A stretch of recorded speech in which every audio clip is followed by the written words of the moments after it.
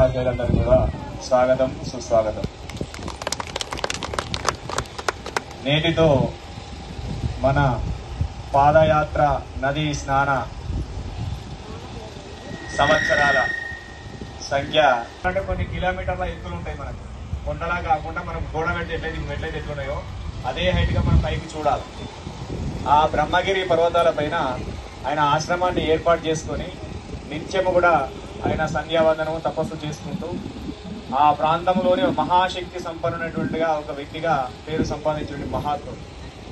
అయితే ఆ ప్రాంతంలో ఒకానొక సమయంలో అనేకమైనటువంటి ఒక కరువు ఏర్పడ్డది. అంటే చుక్క నీరు దొరికినటువంటి సందర్భం, తిందామంటే తిండికి లేనటువంటి సందర్భం అనేది ఏర్పడ్డది. అక్కడ ఉన్నటువంటి మిగతా ఋషులు, సాంప్రదాయపరులు, సాధకులు అందరూ కూడా ఆహారం తిందామంటే కూడా వాళ్ళకి తెలియనటువంటి సందర్భాలు ఏర్పడతా ఉన్నాయి. ఈ గౌతమునికి తపశక్తి ఉంది కాబట్టి ఆయన ఏం చేస్తుండు, ఏ రోజుకు ఆ రోజు సంపాదించినటువంటి ఆ తపశక్తి ద్వారా ఆయన యొక్క శక్తిని ఆ ఆహార రూపంగా వినియోగించుకొని ఆయనకు, ఆయన పరివారానికి అంటే భక్త బృందానికి అందరు కూడా ఆహారాన్ని పెట్టేటటువంటి శక్తి కలిగినటువంటి వాడు. అక్కడ ఉన్న ఆ ఋషి పరంపరలు అంతా కూడా ఆ కరువు కాటకాలను చూసి అక్కడికి వచ్చి వాళ్ళు అన్నప్రసాదం తీసుకునేటువంటి వాళ్ళు. ఆ సందర్భంలో ఆ కరువు పోవాలి అని అంటే, ఆ కరువు పోవాలంటే జలం రావాలి, ఆ ప్రాంతానికంతా జలం రావాలి అని అంటే ఈ గౌతమునికి ఏదో ఒక రకమైనటువంటి చిన్న పరీక్ష అనేది మిగతా మునులంతా ప్లాన్ చేయాలన్నటువంటి ఆలోచన చేసింది. ఎందుకంటే ఇలా బ్రాహ్మణులు ఉన్నది, భక్తులలో ఉన్నది, అందట్లో ఉంటుంది. ఒక వ్యక్తి మంచిగా జపం చేసుకుంటే ఒక గురువు దగ్గర పోతుంది, నలుగురు కలిసి వెనక చేస్తారు. ఇప్పటి నుంచి కాదు, వెనక నుంచి ఋషులలో కూడా ఉందట. ఆ ఋషికి తపశక్తి ఎక్కువ ఉందని చెప్పేసి మిగతా ఋషులంతా ఏం చేయాలి, ఆయన తపశక్తిని క్షీణించవేయాలి అనే ఒక ఈర్షాభావంతో ఏం చేసిండ్రు, ఆయనకి ఏదైనా ఒక రకమైనటువంటి ఆపద కలిగించి ఆ తపశక్తిని క్షీణింపజేయాలన్నటువంటి సంకల్పం చేసుకున్నారు. ఆ సంకల్పం చేసేసి ఏం చేసిండ్రు, ఆయన ఆ రోజుకు కావాల్సినటువంటి ఆహార పదార్థాల కోసమని అక్కడ ఒక వరి చేను ఏర్పాటు చేసి తపస్సు కోసం ఏర్పాటు చేసి ఆ తపస్సులో నిమగ్నమై ఉన్నారు. ఆ సందర్భంలో ఏం చేశారు, మిగతా మహర్షులందరూ కూడా అక్కడ ఉన్న సాధకులు కూడా ఒక మాయచే ఒక గోవును సృష్టింపజేసిండు. ఏంటిదని, మాయచే ఒక గోవును సృష్టించిండు, ఒక గోమాతను సృష్టింపజేసిండు. ఆయన చూసేసరికి ఏంటంటే ఆ పంట చేను తింటూ ఉంది, మేస్తూ ఉన్నది. అది కొన్ని గంటల వ్యవధిలోనే తయారై గంటల వ్యవధిలో ఆహారంగా మారే సందర్భంలో, ఆవు మేస్తున్న సందర్భంలో దాన్ని చిన్న దర్భ గడ్డితో దాన్ని పంపించే ప్రయత్నం చేసిండు. అంటే దాన్ని అక్కడ నుంచి వెళ్లి హడలించే ప్రయత్నం చేసిండు. చేసేసరికి అది మరణించిపోయింది. ఎందుకంటే అది మాయా గోవు కాబట్టి, వాళ్ళు మాయ ద్వారా పంపినటువంటి గోవు కాబట్టి ఆ గోవు ఆ దర్భతో చూ అనడం వలన ఆ గోవు మరణించింది. అప్పుడు ఏమైపోయింది, ఆయనకు గోహత్యా పాపం అనేది చుట్టుకున్నాడు. ఎవరికి, గౌతమ మహర్షి. అప్పుడు మునులందరూ వచ్చేసి, నువ్వు బ్రాహ్మణుడవు, మహా తపో సంపన్నుడవు, ఈ గోహత్య చేసినందుకు నీకు గోహత్య మహాపాపం అనేది జరుగుతుంది. దీనికి నివారణంగా చేయాలంటే నువ్వు పైనుంచి గంగను కిందికి నిప్పించి ఆ నదిలో, ఆ నది ఏదైతే గో కరేబలం అనేది ఉంటుందో, అంటే గో మృతదేహం ఉంటుందో, ఆ మృతదేహం పైనుంచి ఆ నీళ్లు అనేది పారుతూ ఉండాలి. ఆ నీటిలో నువ్వు స్నానం చేయాలి. దీంట్లో ఆయన తపశక్తి ద్వారా నీటిని కిందికి తెప్పించాలి. ఆ తెప్పించిన తర్వాత ఆ నీటి నుంచి ఆ గోవు పై నుంచి ఏదైతే చనిపోయిన గోవు యొక్క మృతదేహం ఆ శరీరం ఉంటుందో ఆ శరీరం పై నుంచి ఆ నీళ్లు పారుకుంటూ పోవాలి. తర్వాత నువ్వు స్నానం చేయాలి.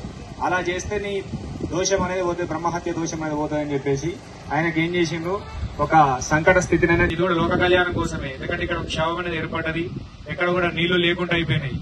ఈ ప్రపంచానికి నీళ్లు అందియాలని నా తపశక్తి ఉపయోగపడుతుంది. ఆ తపశక్తి ఉపయోగపడే విధంగా ఈ మహర్షులు నాకు ఒక మాయను సృష్టించారనే విధంగా ఆయన కూడా తెలుసుకున్నాడు. తెలుసుకొని ఈశ్వరుని కోసం, పరమేశ్వరుని కోసం, ఈశ్వర ఇక్కడ ఇంత కరువు కాటకాలు వచ్చినాయి, ఈ కరువు కాటకాలను తొలగించడం కోసం నువ్వు తప్పనిసరిగా నా తపస్సు ద్వారా గంగామాతను భూమిపైకి తెప్పియాలి అనే విధంగా తపస్సు చేయడం ప్రారంభించాడు. అప్పుడు ఈశ్వరుడు సాక్షాత్కరించి, అప్పుడు భగీరథుడు ఏ విధంగానైతే భగీరథునికి ఈశ్వరుని యొక్క అనుగ్రహంతోనే గంగానది భూమిపైకి వచ్చిందో, ఇప్పుడు ఈ మహర్షి యొక్క తపశక్తి ద్వారా, గౌతముని యొక్క తపశక్తి ద్వారా, ఈశ్వరుని యొక్క ప్రసాదం ద్వారా ఆ యొక్క జలం అనేది కిందికి వచ్చింది. గౌతముడు తపస్సు చేసినటువంటి దాన్ని ప్రకారంగా, గోవు పైనుంచి అది పారినటువంటి ప్రకారంగా దాన్ని గౌతమి అని, ఆ గౌతమి గోవు పై నుంచి వారింది కాబట్టి దీన్ని గోదావరి నది అని, ఈ గోదావరి యొక్క నది విశేషత సకల పాపాలను, సకల దోషాలను తీసేస్తుందని మన శాస్త్రం చెప్తుంది. ఏవైనా అక్కడ ఆ భూపై నుంచి భూమికి గోదావరి నది జలం అనేది కిందకి వచ్చింది. ఆ వచ్చినటువంటి ఆ నీటిలో ఆ మహాత్ముడు స్నానం చేయడం, గోవు యొక్క హత్యా దోషాన్ని తొలగించుకోవడం జరిగింది. ఎందుకు అది జరిగిందనంటే కలియుగంలో మానవులు తప్పనిసరిగా ప్రతి అడుగడుగునా దాదాపు 90% చిన్న చిన్న పొరపాట్లు పెద్ద పెద్ద పొరపాట్లు చేస్తూనే ఉన్నారు. లేచి నుంచి మొదలుకుంటే పడుకునేంత వరకు ఒక దినం ప్రారంభమవుతుందంటే మనం మేలుకుతాం, దినం ముగుస్తుందంటే మన నిద్రతో ముగుస్తుంది. ఆ సమయంలో తెలిసి కానీ తెలియక అనేకమైనటువంటి మంచి కంటే చెడులే ఎక్కువ చేస్తున్నాం. ఆ చెడులు ఉండడం వల్ల ఏమైతుంది, ఇంటి లోపల చాలా రకరకాల ఇబ్బందులు, దరిద్రాలు, మనకు రకరకాల సమస్యలు, పిల్లలతోటి సమస్యలు, పెద్దలతోటి సమస్యలు, తిన్నామంటే తిరిగిపోయినటువంటి బాధలు, ఎన్నో రకాల సమస్యలు ఏర్పడుతూ ఉన్నాయి. మానసిక ఇబ్బందులు ఏర్పడుతున్నాయి, ఆరోగ్య సమస్యలు ఏర్పడతా ఉన్నాయి. మనం ఏం మాట్లాడుతున్నాం, ఎటు వెళ్తున్నామో తెలియని స్థితిలోకి వెళ్ళిపోతున్నాం. అవన్నీ కూడా తొలగిపోవాలంటే ప్రతి ఒక్క మనిషి తెలిసి గానీ తెలియగానే ఒక సంవత్సరంలో కనీసం 3 నుంచి 4 సార్లు గోదావరి నదిలో స్నానం చేయాలి. శరీరం అంతా పవిత్రతను వస్తుంది.